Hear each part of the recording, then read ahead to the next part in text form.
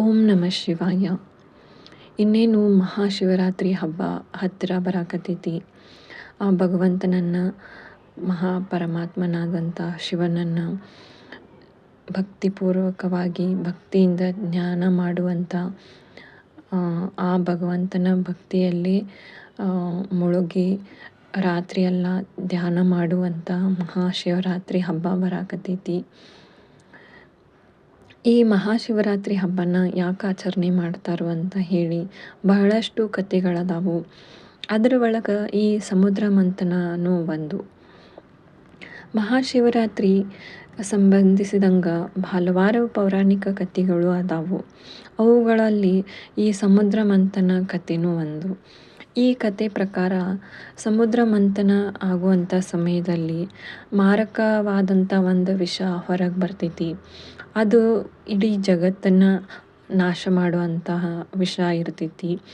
ಅದಕ್ಕೆ ನಮ್ಮ ಶಿವ ಏನಿರ್ತಾನೋ, ಈ ಜಗತ್ತನ್ನು, ಈ ಲೋಕವನ್ನು ಉಳಿಸೋ ಸಲುವಾಗಿ ಆ ವಿಷನ ತಾನೇ ಕುಡಿತಾನೋ. ಈ ವಿಷ ಕುಡಿದ ನಂತರ ದೇವಾನುದೇವತೆಗಳು ಶಿವನನ್ನು ಉಳಿಸ್ಕೊಳಕ್ಕೆ ಒಂದು ಪ್ರಾರ್ಥನೆ ಮಾಡೋಕ್ಕೆ ಶುರು ಮಾಡ್ತಾರೋ. ರಾತ್ರಿ ಎಲ್ಲ ಜಾಗರಣೆ ಮಾಡ್ತಾರೋ ಶಿವ ಅಂಥೇಳಿ. ಹಂಗೆ ಪ್ರಾರ್ಥನೆ ಜಾಗರಣೆ ಮಾಡ್ಕೊತ ಶಿವನನ್ನು ಎಚ್ಚರವಾಗಿ ಇಟ್ಕೊತಾರೋ.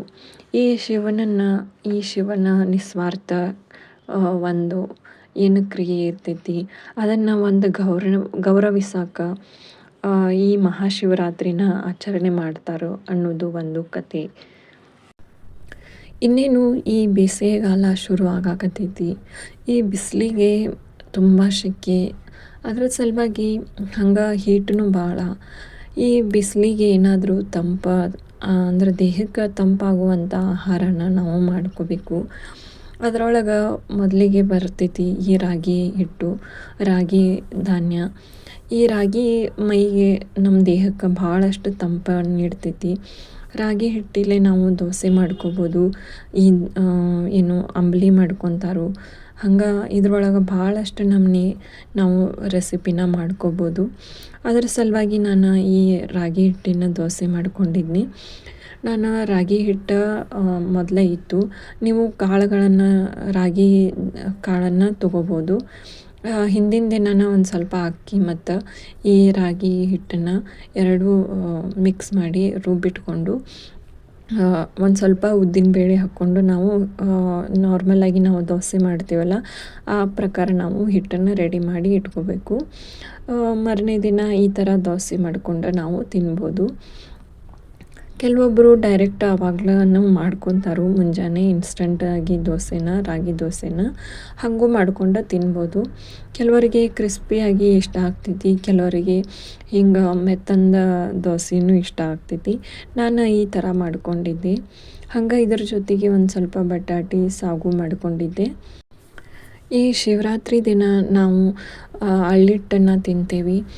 ಉಪವಾಸ ಯಾರಿರ್ತಾರಲ್ಲ ಅದನ್ನು ಈ ಥರ ಸ್ವೀಕಾರ ಮಾಡ್ತಾರೋ. ಅಂದ್ರೆ ಈ ಗೋಧಿ ಮತ್ತು ಕಡಲೆಬೇಳೆ ಇರ್ತೈತಲ್ಲ, ಅದನ್ನು ಚಲೋತ್ತಂಗೆ ಹುರಿದು ಈ ಥರ ಪುಡಿ ಮಾಡಿ ಇಟ್ಕೋಬೇಕು. ಇದನ್ನು ನಾನು ಶಿವರಾತ್ರಿ ವ್ಲಾಗ್ನಲ್ಲಿ ಶೇರ್ ಮಾಡ್ತೀನಿ, ಇದರ ರೆಸಿಪಿನ. ಹಂಗೆ ಒಂದು ಸ್ವಲ್ಪ ಮಾರ್ಕೆಟಿಗೆ ಹೋಗಿದ್ದೆ. ಈ ನೀಲ್ ಪಾಲಿಶ್ ಒಂಥರ ಬೇರೆ ಕಲರ್ ಇತ್ತು, ಅದರ ಸಲುವಾಗಿ ತೊಗೊಂಡು ಬಂದಿದ್ದೆ. ಇದನ್ನು ನಾನು ಹಚ್ಕೊಂಡು ತೋರಿಸ್ತೀನಿ.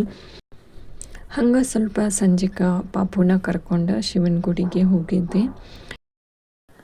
ಹಂಗೆ ಇನ್ನೊಂದು ಮಹಾಶಿವರಾತ್ರಿ ಕಥೆಯನ್ನು ತಗೊಂಡು ಮತ್ತೆ ಮುಂದಿನ ಬ್ಲಾಗ್ನಲ್ಲಿ ಸಿಗ್ತೀನಿ. ಅಲ್ಲಿವರೆಗೂ ಧನ್ಯವಾದ.